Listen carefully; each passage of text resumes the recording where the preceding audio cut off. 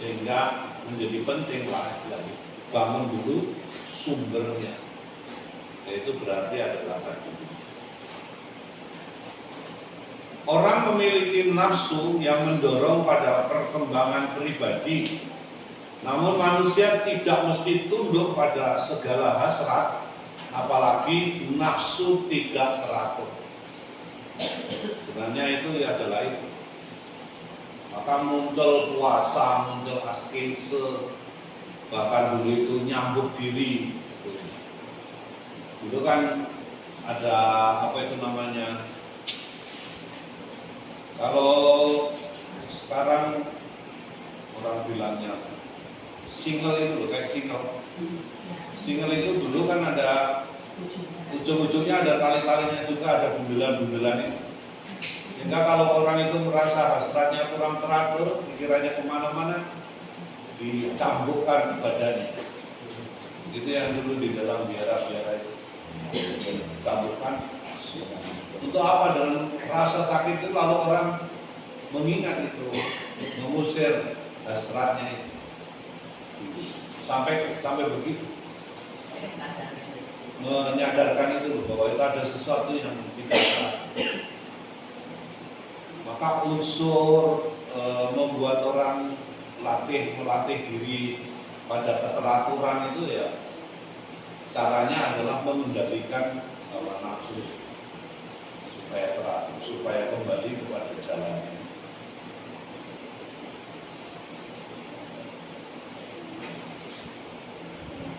Nafsu tidak teratur berkaitan dengan harta milik, nikmat, kekuasaan, seringkali menghancurkan diri dan masyarakat.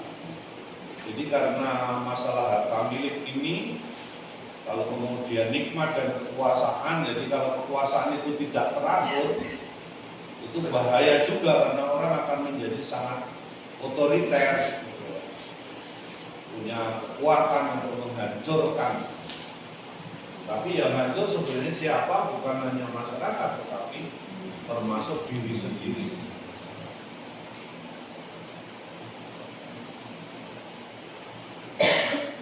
Di dalam biara itu dulu mungkin seperti aturan-aturan sangat kecil-kecil gitu tampaknya itu ya.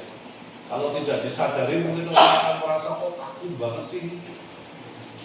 Tapi padahal itu sebenarnya adalah membantu orang, menolong orang supaya hidupnya teratur. Kalau di biara itu jam-jamnya itu, kalau di tempat kita ini ya, bisa ya menurut saya jangan menolong lah kalau di tempat kita. Jam 7 ya, jam 7 dong. Tapi biara zaman sekarang itu udah berubah Pak. Ya, biara yang sekarang itu kalau nggak kontemplatif, terutama yang aktif itu mengalami perubahan yang tidak mudah itu, apalagi kalau misalnya ya sekarang itu yang saya rasakan itu misalnya kalau yang pastoral melayani umat dengan pastoral pendidikan misalnya itu sangat berbeda. Sehingga kecenderungannya lalu kita itu mengelompokkan menjadi komunitas pun di sini komunitas pendidikan. Misalnya kalau kayak di Palembang itu yang sekarang biara Genji Aras dulu provinsial lama itu, di sini adalah biara pendidikan. Sedangkan yang lain itu pastoralnya tidak dititipkan di paroki-paroki. Karena apa? Ritmenya berbeda. Nanti yang satu itu mungkin pulang dari pastoral masih ada perminyakan sampai mungkin malam, yang satu dosennya jam sekian harus tidur, mungkin berangkat ngajar jam sekian. Nah itu beda juga ritmenya, sehingga yang memang kecenderungannya lalu di kelompok-kelompok. Harus saling memaklumi juga, itu nggak bisa saling menuntut itu kalau misalnya ada campuran karya di situ.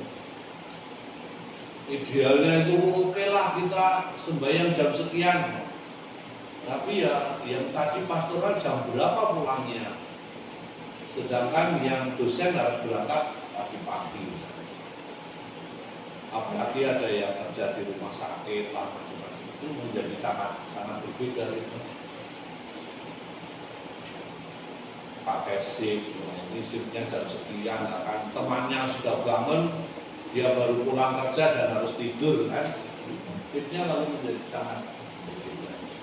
Sehingga ya hanya waktu-waktu tertentu lalu behaviornya.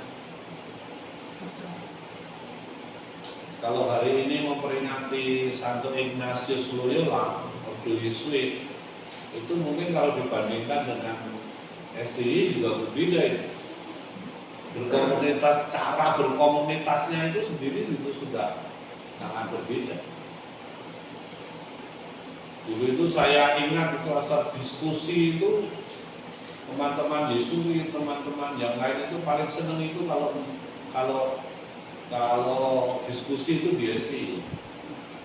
Karena setelah itu makan siang kan, makan siang bersama. Nah di tempat lain itu kadang-kadang enggak ada makan siang seperti di tempat kami. Dan mereka sangat heran, Bu, itu kok rektormu makan sama frater ya? Jadi bisa satu meja. Ya itu perbedaan-perbedaan yang seringkali mungkin terjadi. Dosennya sama fraternya itu bisa makan bareng. Orang merasakan sesuatu yang lain ketika misalnya masuk di RNSI di sekolah sekitar. Maka pada senang dia, yuk diskusinya tempatmu aja. Yang banyak snacksnya. Misalnya begitu. Mau tanya, mau berkaitan dengan yang Romo jelaskan mengenai keserakaan ini, yang tapi dalam konteks kita bukan keinginan ataupun lahirnya sifat mau menguasai isi orang atau harta orang, tetapi kaitannya dengan bagaimana mengelola hati ya. Sekarang kan pengaruh hedonisme, konsumerisme, apalagi dalam dunia kerja, itu terkadang sifat dasarnya seseorang itu hatinya nggak seperti itu, tapi karena pengaruh atau influence dari luar yang menghendaki kondisi yang terbentuk dari sikap ataupun perbuatan orang itu menjadi sehingga dia hatinya itu tidak sesuai lagi yang diinginkan gitu, bisa hati yang baik, karena timbulnya tamak, apalagi dalam dunia bisnis. Nah, sehingga seseorang itu mengalami perubahan, Nah, apakah bagaimana istilahnya untuk bisa seseorang itu mempertahankan sifat aslinya yang sesungguhnya itu adalah yang tidak tamak, tidak iri hati, tidak dengki gitu, Tapi karena pengaruh yang mau nggak mau, ya seperti kalau boleh dikatakan ya Romo ya, bagaimana pembentukan karakter itu, Romo. Seorang yang anaknya lemah lembut itu kalau masuk tentara jadi kasar, itu bagaimana? Ya, yang pertama bahwa namanya keutamaan itu harus latihan, harus dilatih. Kalau orang tidak pernah latihan, tidak akan pernah sampai pada keutamaan. Sehingga latihan itu perlu. Melatih diri untuk menahan diri, untuk misalnya tidak makan tertentu, itu yang disenangi, itu kan latihan.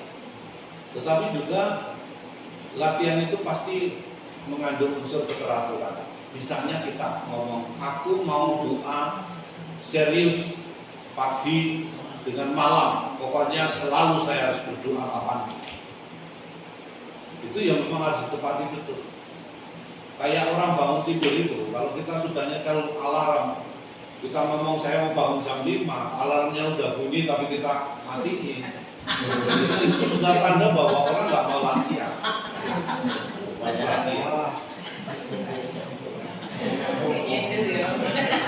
Bukan, itu latihan. Merasa ya. Lalu latihan inilah yang sebenarnya mau membentuk menjadi orang benar. Kalau orang sudah latihan dan dibentuk menjadi orang benar, terutama kita berani mengikuti suara hati, pasti orang dimanapun tetap akan memilih kebenaran itu. Saya ingat, saya punya umat itu, dia sudah digaji 18 juta. Tetapi karena dia merasa tidak cocok dengan hati nurani, maka dia mengundurkan diri dan mulai membangun koperasi. Nah, itu pengalaman dari umat itu ada yang seperti itu. Karena dia merasa sudahlah, ini tidak cocok, bisnis ini tidak cocok untuk saya, maka saya akan mengundurkan diri meskipun gajinya sudah segitu, dan mungkin seakan-akan saya mulai dari nol lagi untuk membangun usaha yang baru dengan teman-teman yang punya visi sama. Itu terjadi, Pak.